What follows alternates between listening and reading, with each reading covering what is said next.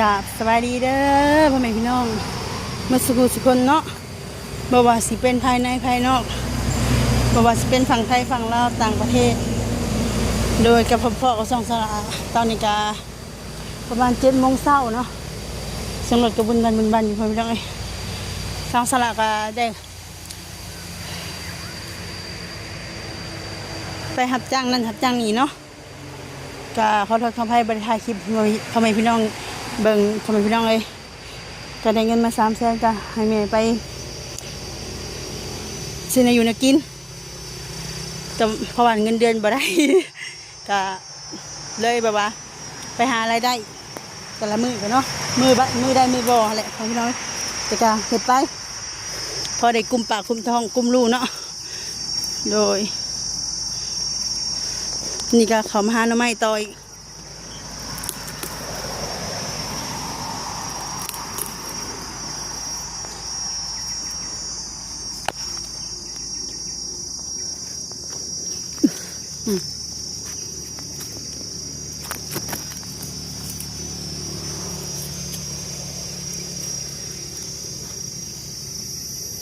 เด้อจะหินทานเอ้ยหาอยู่หากินเด้อมาเอาดูแลมาหน่อไม้พอดีขี่รถผ่านมากะ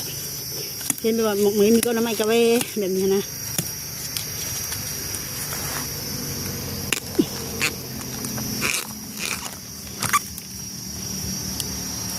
ค่อยๆหาสมกันมองนี่น้อยนึงมองนั่นน้อยนึงก็รอเบิ่งไปนี่แหละ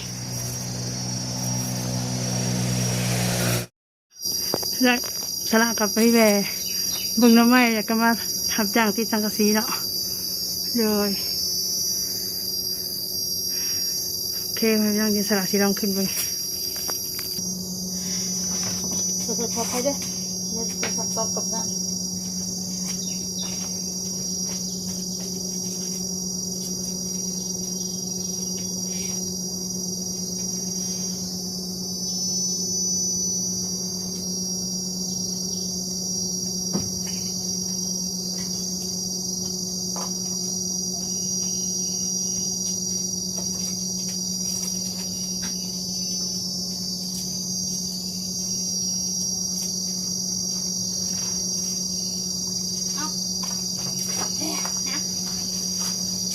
ตั้งนักก็เดี๋ยวปะเกือบตกตกเนี่ยเดี๋ยวร้านนี้เหมือนตกไป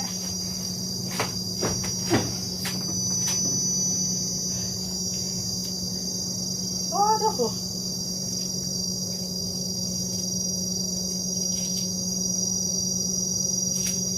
มันอยู่อะไรที่ข้างลุงเบิ่งไปทำกัน อยู่ตีกะทิดั้งไปอยู่ขึ้นติดไปอยู่กับเวลาจริงให้เขาขึ้นให้คือติดกับอะไรแล้วเขาจอดโพดบอกเขา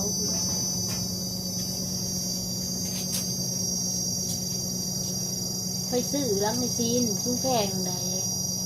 โอ้แพงเลยนี่รังกะซีอันนี้นะคอยซื้อ2 แผ่น150,000รังกะซีเก่าจ้าบ่แม่นมาหนักไหนเจ้าว่าเพื่อนลังหน่อยตูบลังหน่อยเบิดเงินเท่าไรเลยจอนี่ตัวนี้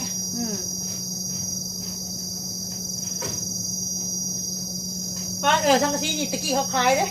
พวกในโคราชนี่มาคนในขางโคราชนี่เขาเขาขายแผ่นละ15,000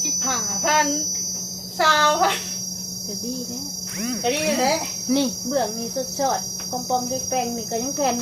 17-18,000นะ18,000นะเขาก็เลยซื้อเอาตอนนั้นเขาอยู่ในกบกระทันนะดิพอมามุงเงิน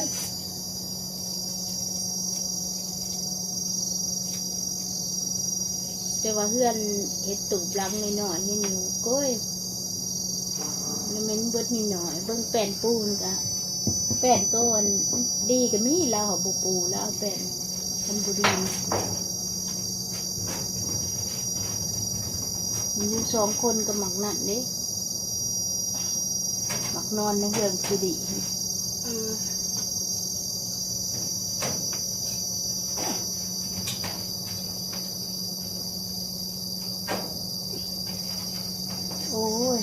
เขาก็ตังฟังไงเอาอีกแล้วเสียศูนย์เอ็นไปน้ำมันที่ฉันผลิต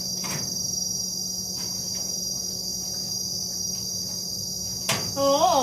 เจ้ากับก้าวแท้ก้าวเนาะเสียติดมือแล้วอีกโอ้ยลืมเอาคอนตีมาเคาะเล็กตะปูถอนเล็กตะปูออก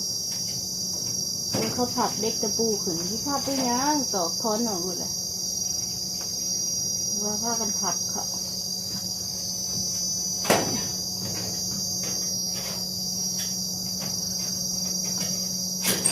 สังกะสีติดมือก็พ่ออันนี้จ้ะติดมีดอีก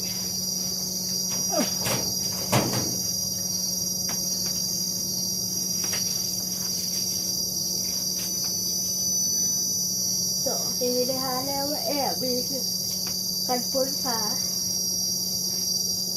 ป้าคนดีนะบึงกล้องกันบ่มีประโยชน์เนาะคนดีจ้าน้ำหนักเลยเกือบ90 เกือบ90มาจากตอนนี้ให้จีกลายทั้งกระชีตัวลุงทั้งจีกลายแล้วพายางปุ๊บคือเก่าวิขายางคือเก่ามีสอดลาย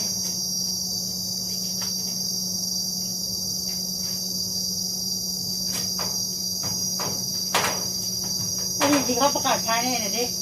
อย่าติดค่ะเนี่ยนี่เฟซ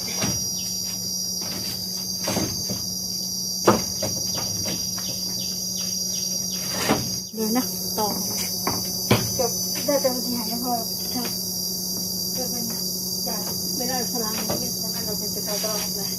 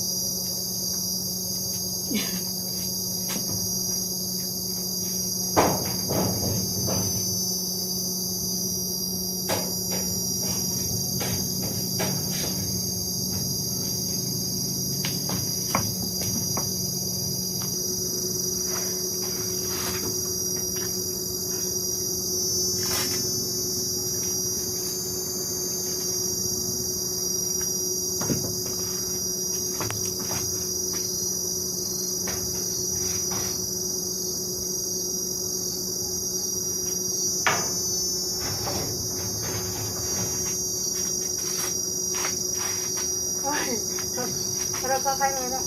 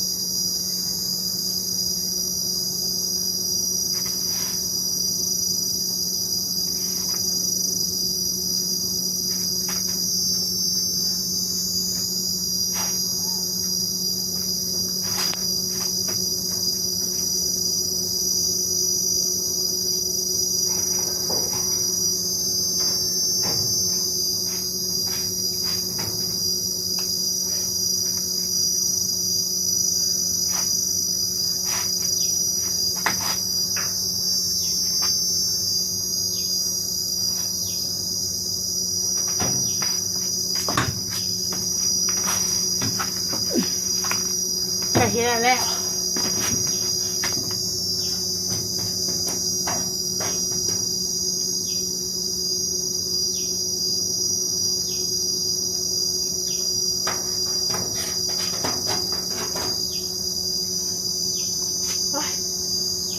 ติดขัดเลย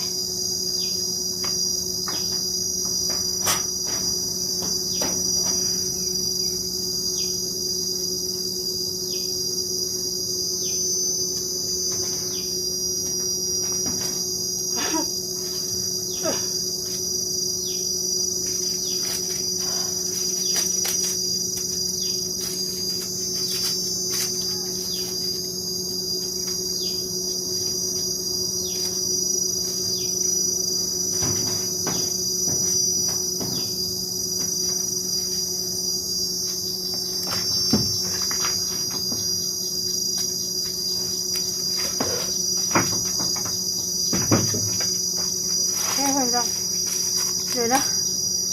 เนี่ยติดมือเลย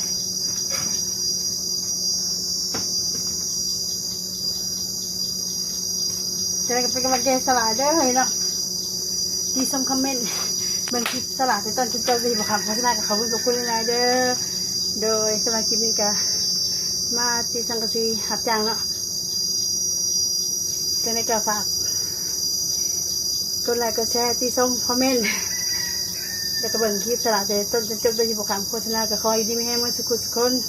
ความเจ็บจะได้ความขยันมีบาดสลายเจ็บกับคอยสมความมาตรฐานเด้อสาธุสำหรับวันนี้เขาก็เข้าสบายดี